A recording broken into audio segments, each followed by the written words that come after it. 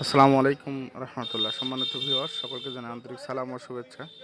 আজকে চলে আসলাম কলারোয়া থানার সোনাবাড়িয়া সোনাবাড়িয়ার মঠবাড়িয়া। এটা তো অনেক পুরাতন একটা স্থাপনা, যেটা আসলে সনাতন ভাইদের পূজার কাজে এখন ব্যবহার হয়। কিছু পরিত্যক্ত আছে। এটা বলা হয়ে থাকে ৫০০ বছর আগের একটা স্থাপনা। উম, এটা এখনও আসলে দর্শনার্থীদের জন্য অনেক সুন্দর একটা স্থান। এটা তিনতলা বিশিষ্ট, এবং এলাকাবাসীর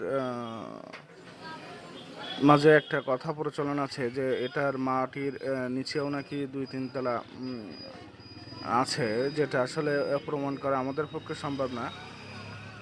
এটা এলাকাবাসীর পরিচালিত একটা কথা, এবং এটা বলা হয়ে থাকে এটা পুরাতন বৌদ্ধ ধর্ম অবলম্বী মানুষদেরও উপাসনালয় ছিল একসময়। তো যাই হোক, এটা অনেক সুন্দর দর্শনীয় স্থান, আপনারা এসে দেখে যাইতে পারেন। ছোট ছোট ইটগুলো দিয়ে তো নির্মাণ করা, এবং দেখতেই পাচ্ছেন অনেক উঁচা একটা বিল্ডিং, এবং এখানে ওঠার প্রবেশদ্বারও আছে, যেটা আপাতত সংস্কার করে আটকে রাখা হয়েছে।